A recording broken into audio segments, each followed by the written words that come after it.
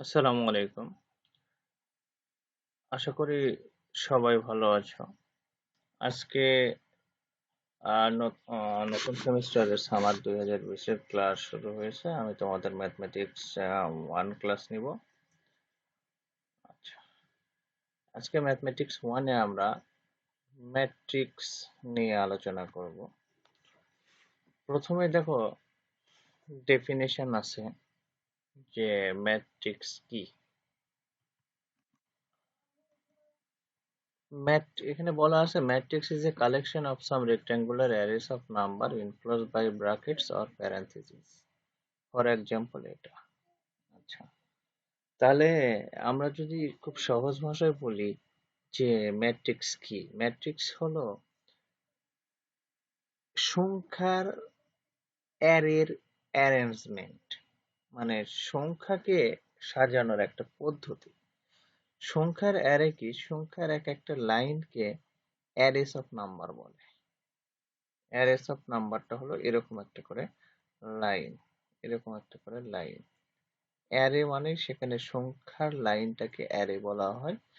Arrays, এখন এটার বলছে matrix is a collection of some rectangular arrays of number, মানে এই অ্যারেস অফ নাম্বারটা দেখতে হবে রেক্টেঙ্গুলার, অর্থাৎ প্রত্যেকটা অ্যারেস অফ নাম্বারে সমান সংখ্যক উপাদান থাকবে আর তাদেরকে ইনক্লোজ করা হবে ব্র্যাকেটস অথবা প্যারান্থেসিস দ্বারা।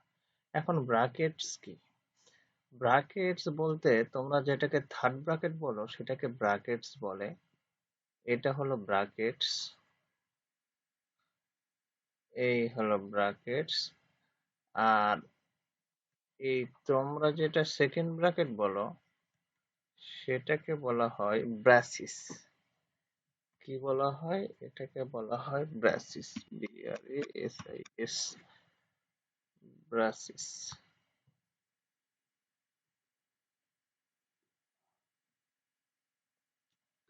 এটাকে বলা হয় ব্রাসিস। আর এই যে ফার্স্ট ব্র্যাকেট যেটাকে বলো সেটাকে বলা হয়, এই ফার্স্ট ব্র্যাকেটটাকে বলা হয় প্যারেনথেসিস। এই ফার্স্ট ব্র্যাকেটটাকে বলা হয় প্যারেনথেসিস। তাহলে ম্যাট্রিক্সে কে কে থাকতে পারবে, হয় ব্র্যাকেট থাকবে, না হলে হয় ব্র্যাকেট থাকবে, না হলে প্যারেনথেসিস থাকবে, কিন্তু কখনোই ব্রেসিস থাকতে পারবে না। এখানে লক্ষ্য করো ম্যাট্রিক্সের নাম সাধারণত ক্যাপিটাল লেটার হয়, মানে এটাকে বলা হয় ম্যাট্রিক্সের নাম, এটা সবসময় ক্যাপিটাল লেটার হয়। আর ম্যাট্রিক্সের এই ভিতরের এগুলোকে বলা হয় ম্যাট্রিক্সের উপাদান। যেমন এক একটা ম্যাট্রিক্সের উপাদান, 3 একটা হলো এই ম্যাট্রিক্সের উপাদান, 0 হলো এই ম্যাট্রিক্সের উপাদান। আর ম্যাট্রিক্সের লক্ষ্য করে যে কোনো সংখ্যা থাকতে পারে। এখানে দেখো পজিটিভ আছে, নেগেটিভ আছে, 0 আছে, ফ্র্যাকশন আছে, যে কোনো টাইপের সংখ্যার অ্যারেই হলে সেটাকে আমরা বলবো ম্যাট্রিক্স। আচ্ছা, যাই হোক, ম্যাট্রিক্সের জেনারেল রিপ্রেজেন্টেশনটা আমি এখানে স্কিপ করে যাচ্ছি। এখন দেখো ম্যাট্রিক্সের অর্ডার অফ এ ম্যাট্রিক্স। একটা ম্যাট্রিক্সের অর্ডার বলতে কি বুঝি, যদি একটা ম্যাট্রিক্সের নাম্বার অফ রো m হয় আর নাম্বার অফ কলাম n হয়, তাহলে ম্যাট্রিক্সের অর্ডার হলো এটা, m বাই n। এটা কিন্তু গুণ না, এটাকে পড়া হয় কিন্তু এই যে বাই বলা হয় এটাকে, এটাকে কি বলা হয়, বাই। এটাকে পড়া হয় এইভাবে m বাই n। যেমন এই ম্যাট্রিক্সের এই বরাবর যেগুলো থাকবে সেগুলোকে বলবো রো, এগুলোকে কি বলবো, রো। তাহলে এই ম্যাট্রিক্সের কয়টা রো আছে, তিনটা, একটা রো, দুইটা রো, তিনটা রো।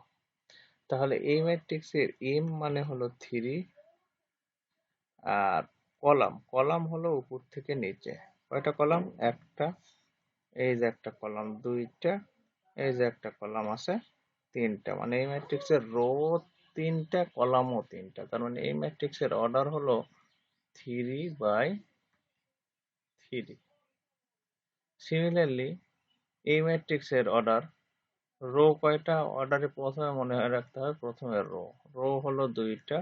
সিমিলারলি কলাম কয়টা, 1 2, মানে এই ম্যাট্রিক্সটা হলো 2/2 অর্ডারের।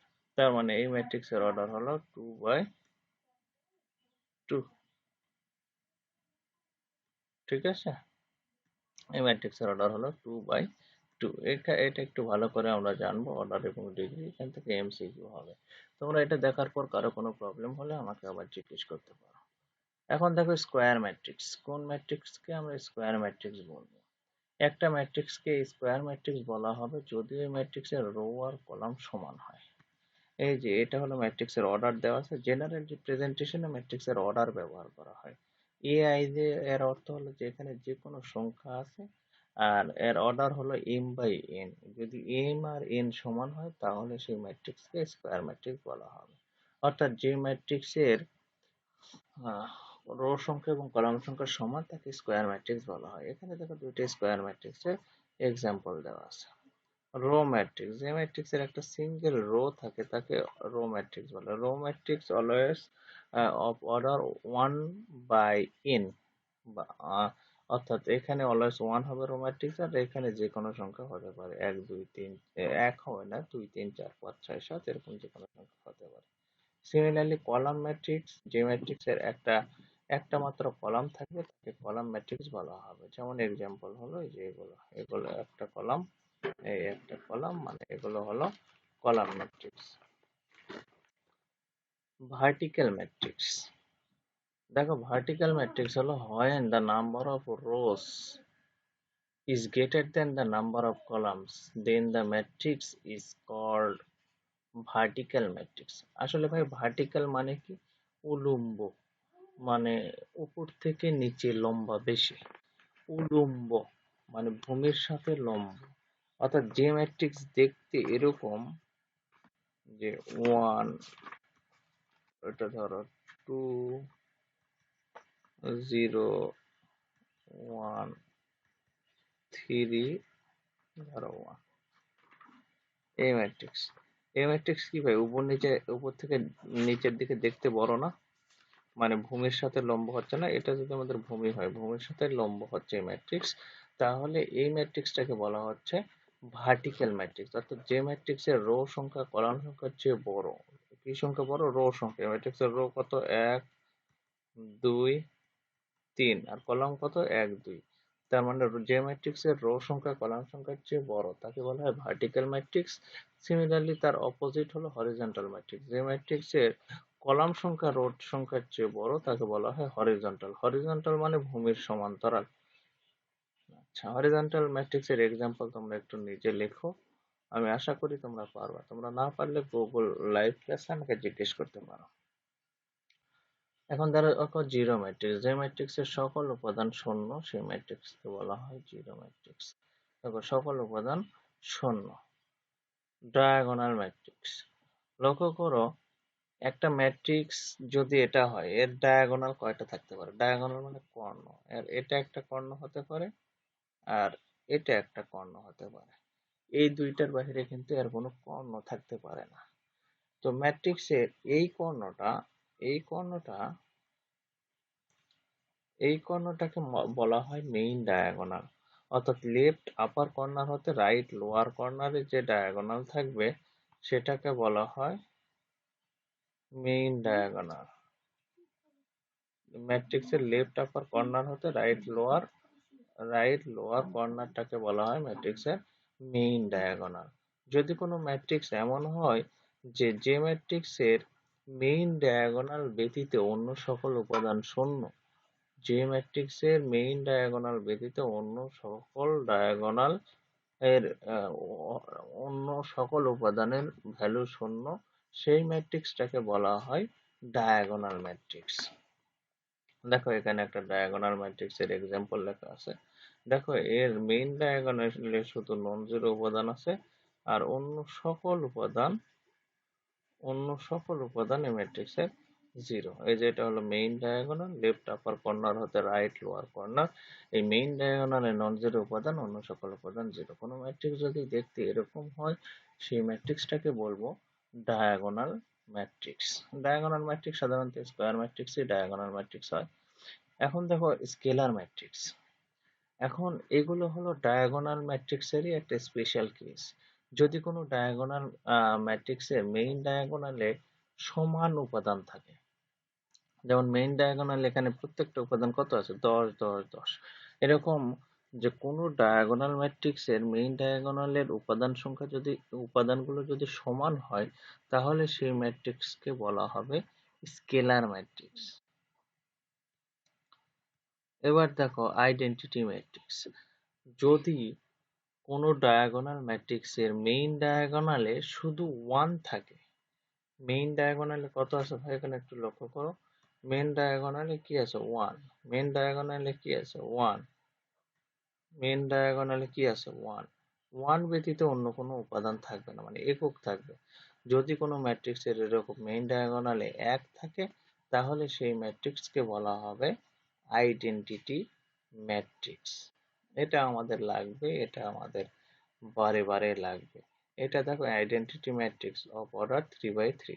আবার আইডেন্টিটি ম্যাট্রিক্স অফ অর্ডার 2/2 হয়, আইডেন্টিটি ম্যাট্রিক্স অফ অর্ডার 4/4 হয়। তোমরা একটু identity matrix of order 2/2, identity matrix of order 4/4 এগুলো একটু লেখার চেষ্টা করো।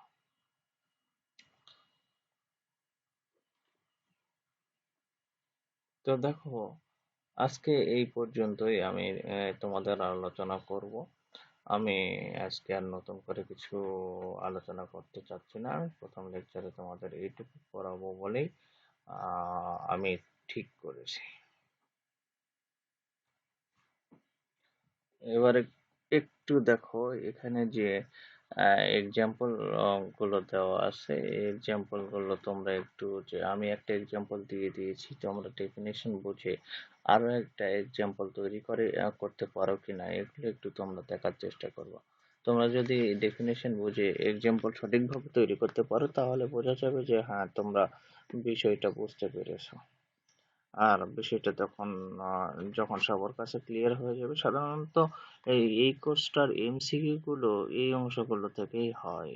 যে এমসিকিউটা খুব গুরুত্বপূর্ণ এই কোর্সের জন্য, এবং এমসিকিউ এর জন্য ডেফিনেশন জানা খুব জরুরি।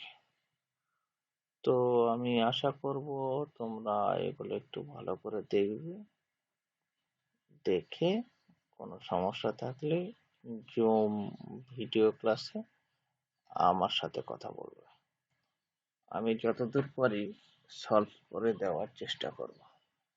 দেখো, এখানে জাস্ট আমি ডেফিনেশন পড়িয়েছি আর এক্সাম্পল গুলো তোমাদের একটু লিখতে বলেছি। আমি আশা করি কারো কোনো সমস্যা হবে না। আমি কোর্স আউটলাইন নিয়ে এখানে কিছু বলি নাই, আমি কোর্স আউটলাইনটা পরে তোমাদের সাথে কোর্স আউটলাইন বিষয়ে কথা বলবো। এবং ওটা আমি তোমাদের এই কোর্সে কি কি আছে, আমি এখানে সরাসরি ম্যাট্রিক্স বিষয়ে কথা বললাম। এই কোর্সে কি আছে না আছে, কি নিয়ে আলোচনা করা হবে না হবে, এগুলো বিষয়ে আমি আরো পরে বলবো। তো তোমরা একটা কাজ, হোমওয়ার্ক বা অ্যাসাইনমেন্ট যাই বলো, এইভাবে নিতে পারো যে প্রত্যেকটা এক্সাম্পল যে আমি লিখে দিয়েছি এর এগেইনস্টে তোমরা নতুন করে কোনো এক্সাম্পল লিখতে পারো কিনা।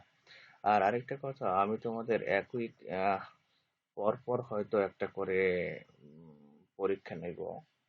সেটা জুমে হতে পারে অথবা লার্নিং এ হতে পারে, যে সেখানে একটা করে পরীক্ষার ব্যবস্থা আমি তোমাদের করব। তোমরা ওখানে লগ ইন করে সময় মতো পরীক্ষাটা দিয়ে দিবে। পরীক্ষার ওখানে ফিক্সড টাইম থাকবে। তো ধন্যবাদ সবাইকে। আল্লাহ হাফেজ।